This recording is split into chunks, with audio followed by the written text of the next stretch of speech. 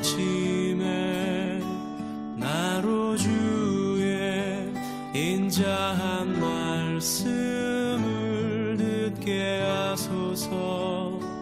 내가 주를 의뢰합니다. 나의 다닐 길을 인도하소서. 사랑과 은혜가 풍성하신 하나님 아버지, 오늘도 새날을 허락하여 주시고 예배로 하루를 시작하게 하시니 감사를 드립니다. 오늘 우리에게 허락된 시간들이 어제 죽은 이들이 간절히 바라던 내일이었음을 생각합니다. 세월을 아끼라 하신 주님의 말씀을 붙잡고 하루하루의 날들을 소중히 여기며 살아가게 하옵소서. 주님, 여름 장마 기간입니다. 갑작스런 폭우로 집중호우로 인해 어려움을 당한 사람들이 많습니다. 위로하여 주시고 저희들도 집중호우 및 폭우로 인한 피해를 당하지 않도록 잘 대비하게 하옵소서. 아직도 코로나의 위험 가운데 살아가고 있습니다.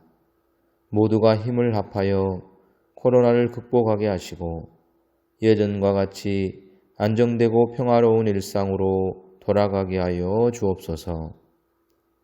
너희가 내 안에 거하고 내 말이 너희 안에 거하면 무엇이든지 원하는 대로 구하라.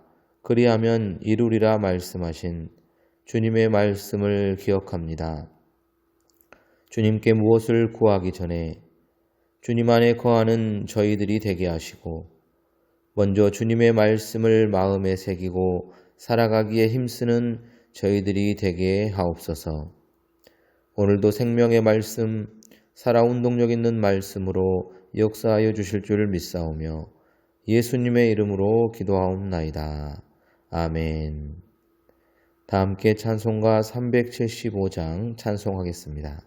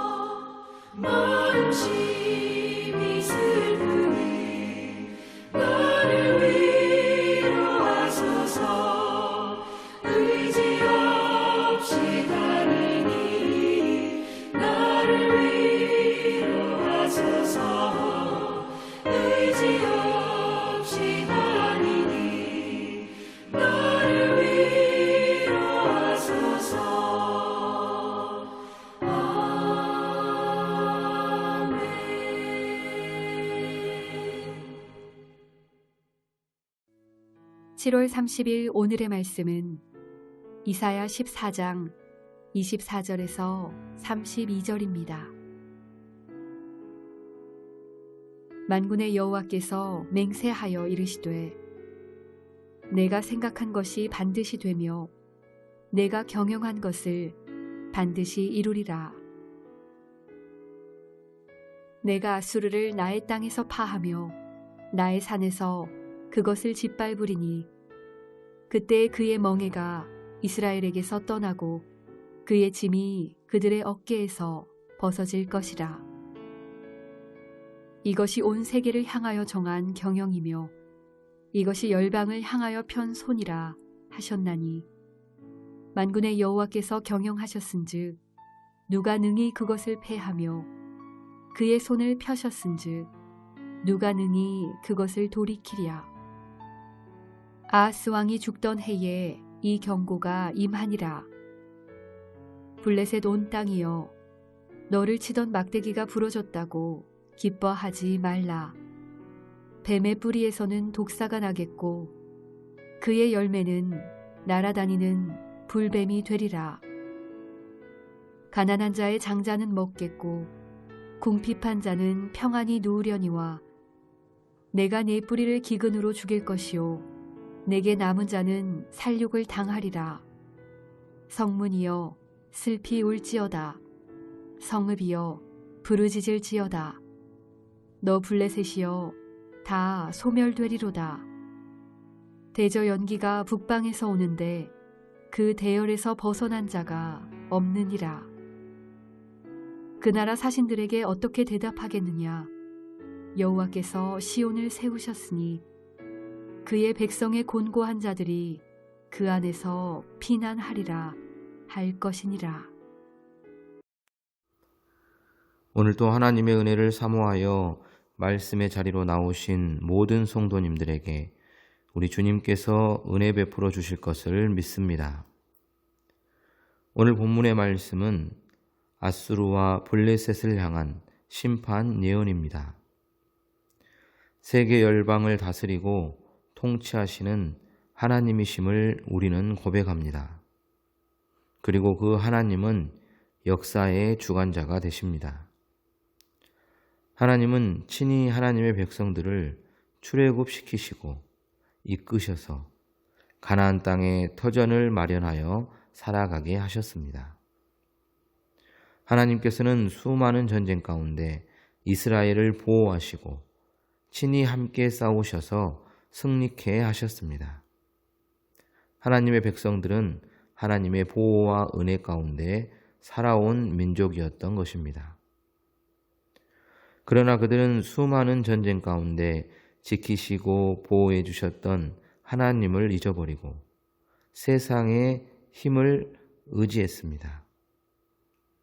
북이스라엘은 먼저 타락한 땅이 되어 죄악과 우상이 가득한 나라가 되었습니다. 하나님의 심판을 재촉하듯 형제 나라인 남유다와 전쟁을 일으킵니다. 그 결과 북이스라엘은 아수르에 의해 패망하게 되었습니다. 남유다 또한 전쟁의 위기 앞에 하나님이 아닌 강대국인 아수르를 의지하지만 그 결과로 그들에게 수치와 모욕, 짓밟힘을 당합니다.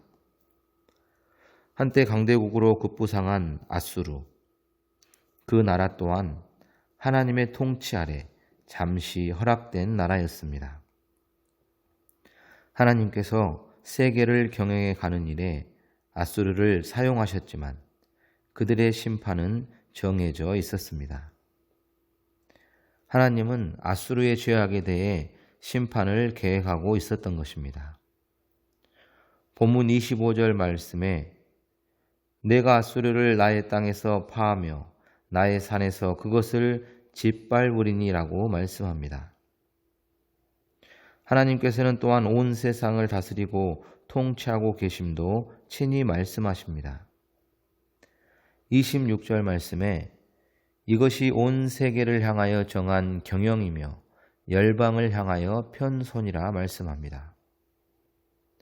하나님께서 아수르의 운명도 모든 민족들의 흥망성쇠도 결정하시며 세계를 경영해 가고 계셨던 것입니다. 그렇다면 생존을 위해 누군가를 의지해야 한다면 누구에게 의존하며 살아가는 것이 지혜로운 삶일까요? 당연히 하나님을 의지하는 것이겠죠. 아수르도, 남유다도, 오늘을 살아가고 있는 저와 여러분도 하나님의 통치 아래 살아가고 있습니다. 이러한 사실을 깨닫고 살아가는 사람들은 하나님 앞에서 교만하지 않고 겸손합니다. 여호와 하나님의 은혜를 누리며 복 있는 삶을 살아가게 되는 것입니다. 겸손히 주의 말씀을 경청하는 모든 성도님들에게 하나님만을 의지하며 살아가는 은혜가 있기를 바랍니다. 친아수르 정책을 폈던 아하스 왕이 죽자 블레셋은 사신을 파견해서 유다 왕에게 반아수르 동맹을 제안합니다.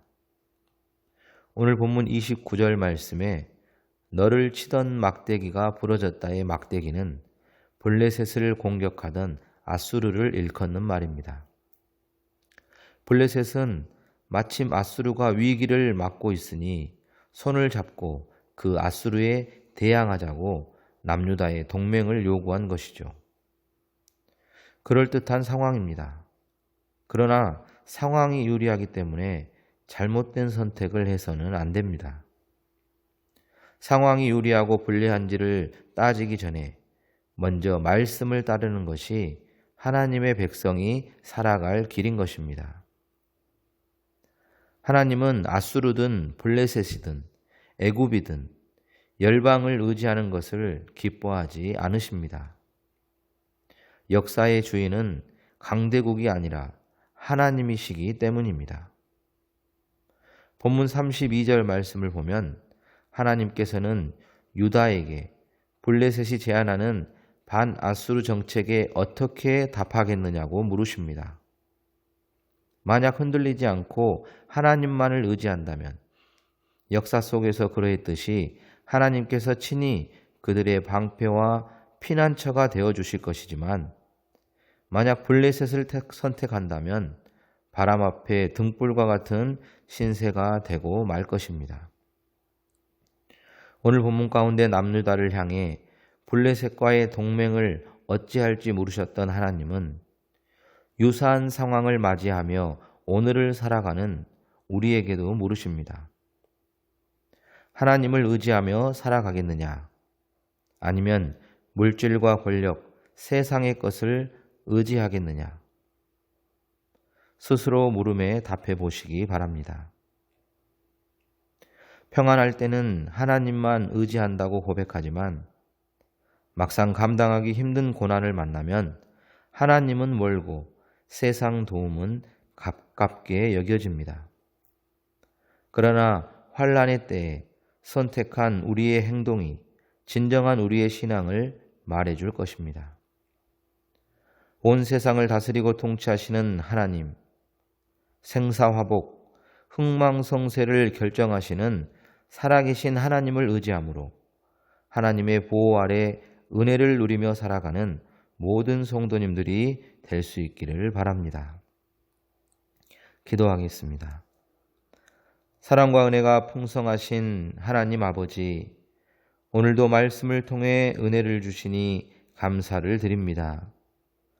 온 세상을 다스리고 통치하시며 역사의 주관자가 되시는 하나님이심을, 생사화복, 흥망성쇠의 주권자 되시는 하나님이심을 다시 한번 깨닫게 하시니 감사합니다. 깨달은 사실을 잊지 말게 하시고 온전히 하나님만을 의지하며 살아가는 저희 모두가 되게 하옵소서.